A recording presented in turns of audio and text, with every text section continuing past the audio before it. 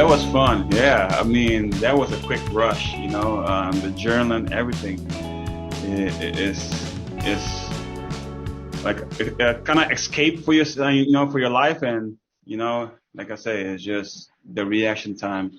You just catch that ball. That's awesome. That was Kenley Jansen speaking last night at PNC Park after the Dodgers beat the Pirates 2-1 in a manner that kind of defies belief. Good morning to you. Good Thursday morning. I'm Dan Kovacevic of DK Pittsburgh Sports. This is Daily Shot of Pirates. Comes your way early every weekday morning. If you're into football and or hockey, I also offer up daily shots of Steelers and Penguins. It was, to my mind, the man-on-man matchup of the summer on the North Shore. It was a scene and a half. The game itself, not so much. I mean, it's not as if there's anything riding on the outcomes of the games the Pirates are playing these days. And the disparity, and I'm talking roughly $200 million between the Dodgers and the Pirates, kind of rules out anything being significant in terms of head-to-head between the teams. But when you get to a ninth inning and the score's 2-1, as it had been for LA for quite a while, and Ka'ai Tom gets on, and Jansen's out there on the mound, one of the game's better closers,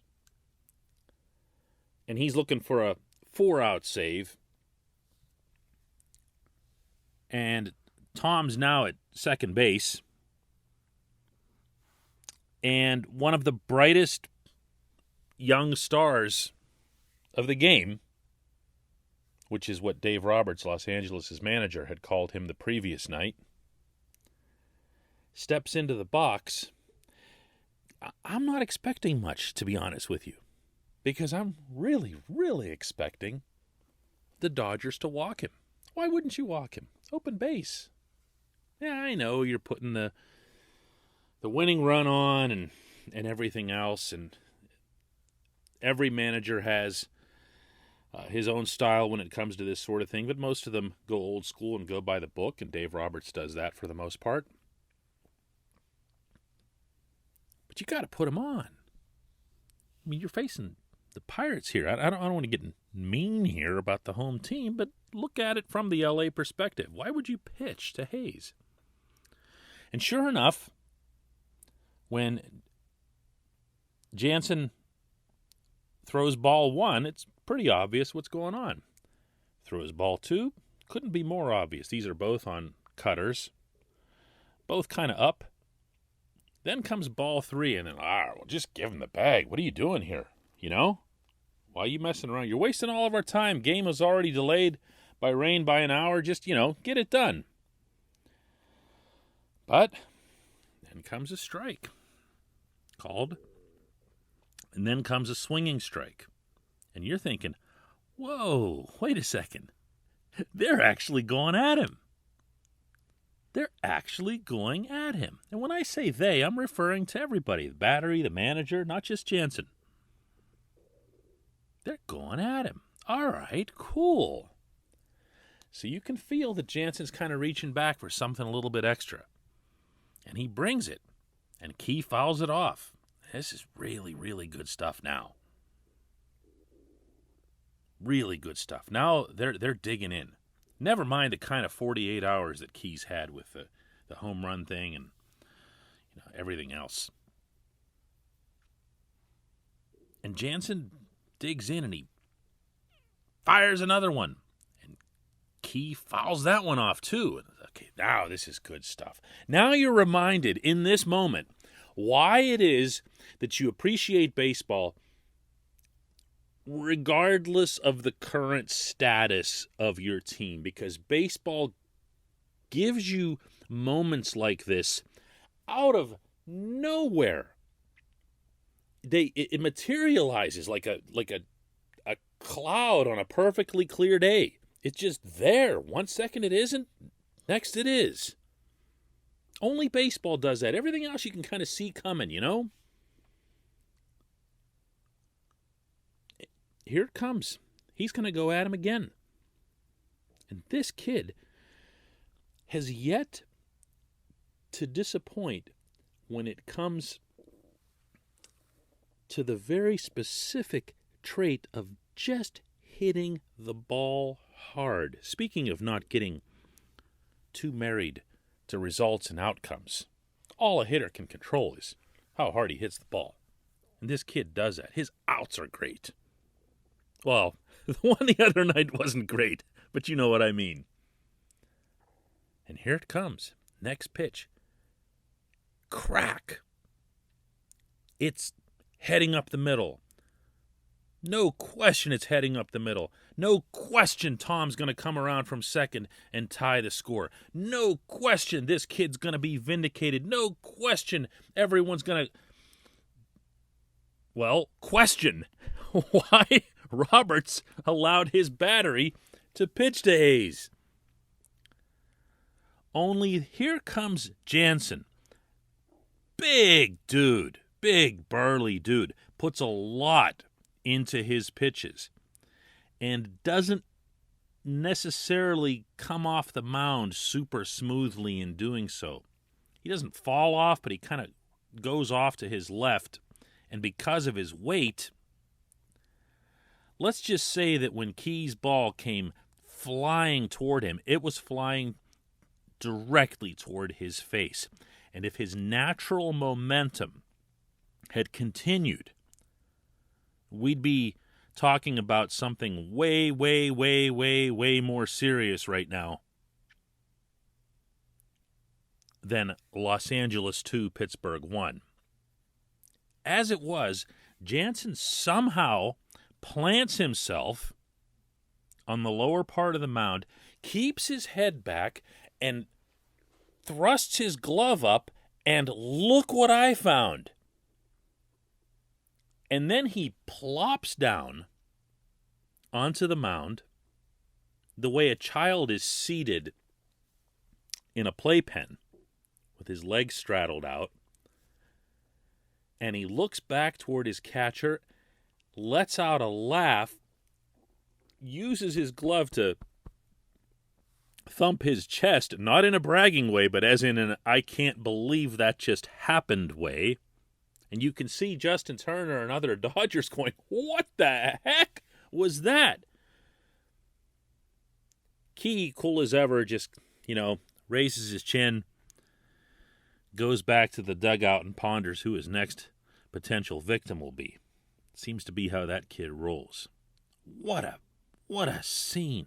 That's it. That was the ball game. That was the 27th out. Here's what Derek Shelton had to say about it afterward. Yeah. I mean, he hit the ball hard. We hit the ball hard in multiple situations. Colin hit the ball hard with the bases loaded. The line drive to left in the second. Newman hit a line drive to center in the fifth. So we hit some balls hard with 2 outs. We just couldn't get one to fall. That's all I've got for you today. This season isn't even half over. There's a lot of ball left to be played. If the Pirates make a trade or two at the deadline, those outcomes, those results, those scores are going to get a whole lot more lopsided than what we've seen. Even more lopsided than these teams' payrolls. Pirates lost the first game of this series 5-3. They lost this game 2-1. The finale is today, and who knows what that one will be. But maybe as we get deeper, they're not going to be this close. They're not going to be this competitive. And we can either kind of torture ourselves and focus on wins and losses, which is something that I've recommended strongly against from the flip of the calendar way before they actually started playing, and to look instead at the little victories, little losses, little learning situations that come up along the way. I'd like to think that these last 48 hours have been a big positive for Key. They obviously would have been a heck of a lot more positive had Jansen not pulled this off. But baseball also remains a great game. And I think when you see something like what unfolded at PNC Park last night, and you can take that as a slice, as a sliver, as just pictured like a skit within the entire SNL. You don't evaluate the entire SNL, Saturday Night Live. You just evaluate the skit, or you just evaluate the joke, or whatever it is. This is, find pieces. If you love baseball, and I'm going to presume that you do since you're listening to a show called Daily Shot of Pirates, if you love baseball, go right ahead and do that. I don't like the Dodgers either. I really, really, really hate baseball's imbalanced economics. I can't wait until someday, some year, some century, if I live to be 800, 900 years old, there's going to be a salary cap that cuts teams like that down. But I can appreciate how that unfolded on multiple levels. When we come back, just one question.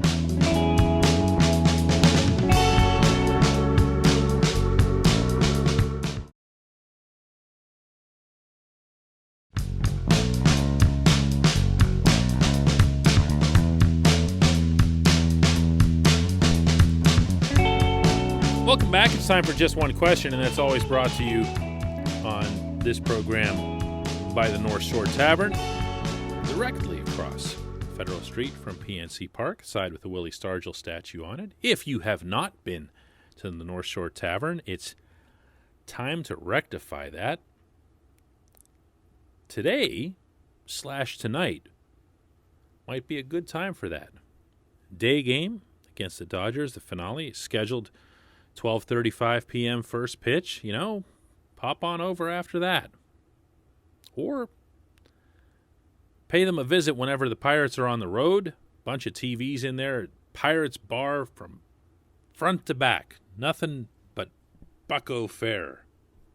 North Shore Tavern.